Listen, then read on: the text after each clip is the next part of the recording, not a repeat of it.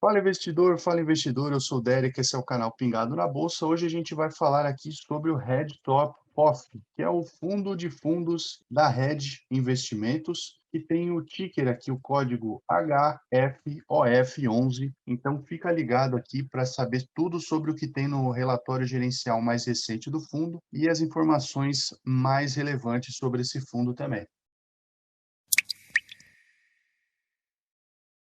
Aqui para começar a informação, qual que é o objetivo do fundo? Então, o Red Top FOF tem como objetivo oferir valorização e rentabilidade das suas cotas no longo prazo por meio de investimento preponderantemente em cotas de outros fundos imobiliários, com foco tanto nos rendimentos quanto ganhos de capital no processo de desinvestimento. Então, caso eles vendam, eles pretendem ter ganho de capital, obviamente, né? Eles não vão querer vender por um preço menor do que eles compraram, então, basicamente, eles compram e vendem cotas de outros fundos imobiliários. Aqui o fundo iniciou suas atividades em fevereiro de 2018. Como eu comentei, a administradora é a Red Investments e a gestora também, assim como o fundo que a gente viu ontem, o FIGS11. A taxa de administração aqui, incluindo a gestão, é de 0,60% ao ano sobre o patrimônio líquido do fundo ou valor de mercado, caso o fundo integre o IFIX. A taxa de performance é 20% sobre o que exceder o IFIX no semestre e o código de negociação, como a gente viu, HFOF11. Aqui algumas outras informações. Então, o valor da cota patrimonial está em R$ 93,94 até o momento em que eles fizeram esse relatório aqui, em junho de 2021. A cota de mercado fechou o mês em R$ 95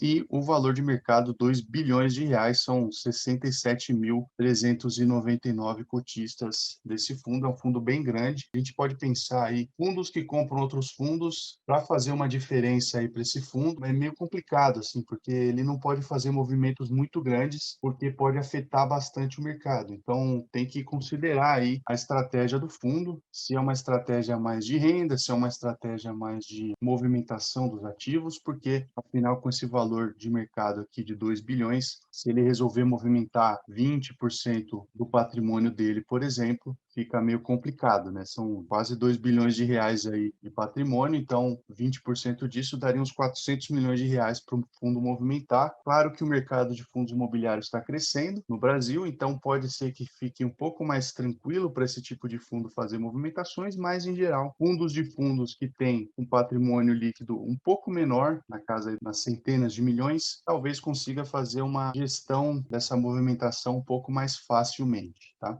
Aqui a gente tem a quantidade de cotas, são quase 23 milhões de cotas. O prazo desse fundo é indeterminado e é para investidores em geral. Então, pode ser que seja uma oportunidade aí para você estudar esse fundo. Caso você não queira escolher os seus próprios fundos para comprar, você pode simplesmente comprar uma cota de um fundo de fundos e ter que pagar o gestor desse fundo para fazer isso, mas é importante você confiar na gestão, então é interessante procurar entrevistas do gestor, saber como que é a ideia do fundo, e é para isso que eu estou aqui lendo esse relatório gerencial com você. Só lembrando que eu não estou recomendando que você compre ou venda esse fundo, eu só estou passando as informações aqui mais do ponto de vista educativo mesmo, beleza? Um comentário do gestor aqui. Então, no período que vai desde março de 2020 até o fechamento de junho de 21, o fundo de fundos da Red, o HFOF, que é o fundo que a gente está vendo aqui hoje, teve uma desvalorização da sua cota em bolsa ajustada pelos rendimentos de menos 8,64%. Foi melhor aí se comparado com os 5 maiores FOFs do mercado, entretanto, abaixo do índice dos fundos imobiliários, o IFIX, né, conforme essa tabela que a gente vê aqui. Então, ele compara, isso é importante que você faça também, que ele compara as diferenças aí entre o próprio HFOF, que a gente vê aqui, que teve um retorno nesse último ano aí, desde março do ano passado, de 8,64 negativos, e a gente tem outros fundos aqui. Todos eles tiveram acima de 12%, de acordo com o HFOF, e lembrando, esses outros fundos aqui são todos fundos de fundos, tá? Não são fundos logísticos ou fundos de shopping, não. São fundos de fundos com gestão ativa para comparar, ter uma base de comparação mais justa com o HFOF. E aí a gente tem o IFIX aqui, menos 7,05. Como a gente sabe, os fundos vêm caindo no último ano, teve a pandemia nesse meio tempo aí, mas também teve um aumento da Selic, então acaba fazendo com que os fundos imobiliários tenham uma queda aí nas suas cotas de valor de mercado. E aí o gestor continua aqui. Ah, isso significa que eu tive prejuízo? Não necessariamente. Então, apenas se você tiver adquirido a cota em bolsa com ágio no início de 2020 e vendido atualmente com desconto. Então, qual que é a lógica aqui? Se você tem um fundo de fundos, o ideal é que você não pague acima do valor patrimonial dele. Por quê? Porque senão você vai pagar com esse ágio. E, na verdade, assim, o fundo de fundos, principalmente, é como se fosse uma nota de R$ 100, vamos supor. Você não vai pagar R$ 105 numa nota de R$ 100. A ideia é que você pague menos ou R$ 100 no máximo. Então, como a gente tem um fundo de fundos que compra outros fundos, a ideia é que é mais fácil você ver o quanto que vale efetivamente o patrimônio daquele fundo. Então, não vale a pena você comprar fundos de fundos acima do valor patrimonial, pelo menos é o que eu faço para a minha carteira. Obviamente que se você espera que tenha uma nova emissão com um valor um pouco abaixo, que você consiga entrar, tem alguns casos específicos em que talvez valha a pena, mas no geral, assim, se você for comprar um fundo de fundos, o ideal é que seja dentro do valor patrimonial dele, ou abaixo. Isso aqui significa que o meu gestor, no caso do HFOF, está fazendo um trabalho abaixo da média? Não necessariamente. É uma indicação que muitas vezes os mercados cometem exageros nas precificações de bolsa, para cima e para baixo. Realmente, o mercado em si acaba afetando as cotas dos fundos e não necessariamente reflete a realidade, como a gente viu naquela época em que estavam se discutindo se aumentar o imposto, se ia ter imposto sobre rendimentos, caiu muito, as cotas dos fundos imobiliários caíram muito, não refletindo exatamente a realidade, porque a gente viu agora recentemente que provavelmente não vai ter essa taxação sobre os rendimentos dos fundos.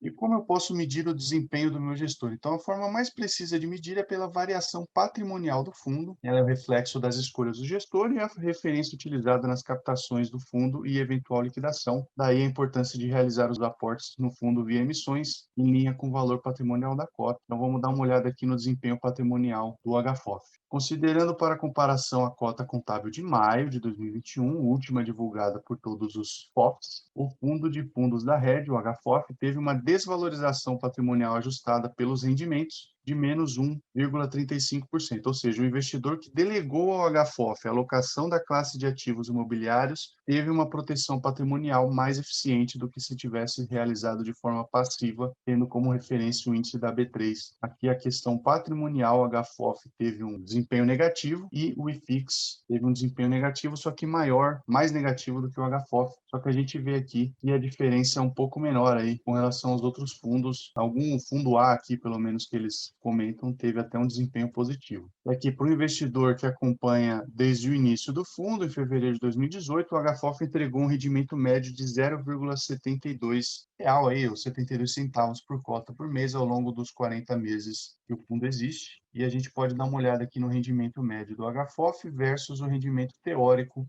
do IFIX. Então, a média do HFOF é 72 centavos e a média do IFIX é 57 centavos. Teve alguns períodos bons aqui para o HFOF, quase R$ 1 ali, vários meses, pensando desde 2018 até ali 2021. Tá? Isso aqui é por trimestre, tá? Trimestralmente. Aqui também o retorno desde o início do fundo, então 7,5% ao ano na primeira emissão, 9,3% ao ano caso tenha participado de todas as emissões. Então, o retorno do investidor que exerceu seu direito de preferência em todas as emissões. Aqui, 8,6% ao ano caso você pense na cota patrimonial, né, que é a evolução da cota contábil, ali reflexo dos ativos que compõem a carteira de investimentos e despesas do fundo, ajustada também pelos rendimentos distribuídos e considerando os impostos pagos e provisionados. E aqui o IFIX, 5,6% ao ano. Lembrando, isso aqui é desde o início do fundo, em 2018, até o final de junho de 2021. E o CDI estaria ali em 4,6% ao ano, uns 16% aqui, desde o início. Aqui é a alocação do fundo por classe de ativo, então em renda fixa são 6% e 94% em fundos imobiliários. A diversificação por segmento, 12% em shoppings, 34% corporativos, logística industrial 21%, mobiliários 18% e renda urbana 15%. Essa renda urbana aqui engloba varejo e agências. por estratégia, 65% para renda, 8% para ganho de capital e 27% para renda e ganho. Então, esse fundo investe primordialmente em outros fundos para receber a renda deles, bem pouco aqui, 8% é para ganho de capital, e com a queda agora no mercado de fundos imobiliários, a gente pode ficar ligado, vai ser um pouco mais complicado, talvez, para esses gestores fazerem ganho de capital em cima de fundos imobiliários, porque eles, afinal, têm que comprar barato e vender mais caro, mais difícil do que simplesmente comprar e segurar para ter essa renda.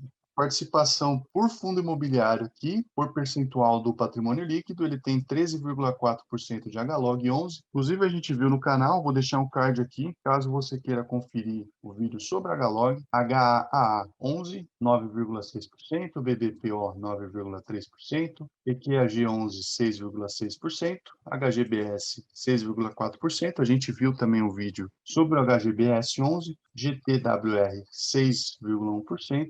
E aqui depois a gente tem algumas participações um pouco menores, abaixo dos 5% do fundo. Também a gente tem outros ativos aqui que individualmente representam menos de 0,5% do patrimônio líquido desse fundo. Aqui a gente tem o resultado do fundo. O fundo distribuirá hoje, inclusive, 60 centavos por cota como rendimento referente ao mês de junho. O pagamento será realizado hoje, no dia 15 de julho, aos detentores de cotas no dia 30 de junho. Importante destacar que os rendimentos anunciados pelo fundo são em patamar superior ao que foi apresentado no estudo de viabilidade de todas as emissões. Então, eles estão emitindo mais do que eles estavam prevendo no começo das emissões. A política de distribuição dos rendimentos está de acordo com a regulação vigente, que prevê a distribuição de, no mínimo, 95% do resultado semestral auferido ao regime de caixa. Então, a gente sabe que, por lei, eles precisam distribuir 95% do resultado auferido ao regime de caixa. Aqui vamos dar uma olhada no fluxo de caixa do fundo. Então, fundos imobiliários, 14 milhões de reais, o rendimento, 11 milhões de reais. Como a gente viu, eles têm foco em renda, né? Então, isso aqui, obviamente, tem que ser um pouco maior do que os demais, tá? Ganho de capital, 2 milhões de reais, pagou um imposto de renda aqui. Receita financeira de renda fixa,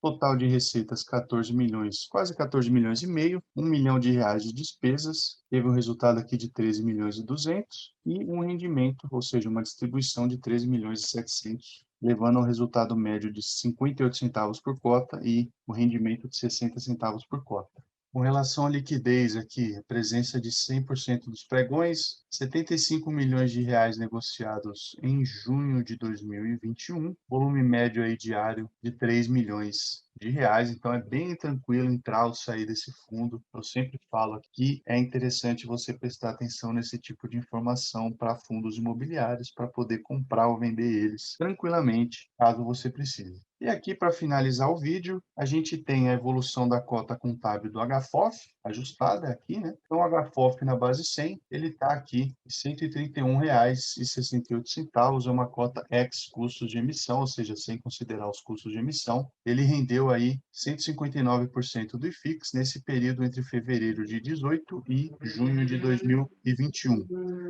A gente vê que o IFIX está aqui e um CDI bruto, sem considerar o imposto de renda, lembrando que aplicações que têm o CDI como base costumam ter um imposto de renda, como um CDB da vida, por exemplo, tem ali um impostinho de renda nesse período. A gente vê que sobe aqui quase como uma linha reta, né, o CDI, e a gente tem as movimentações aqui do HFOF, em geral, acima do IFIX, e o IFIX também aqui, lembrando, em março de 2020, teve essa queda grande aqui.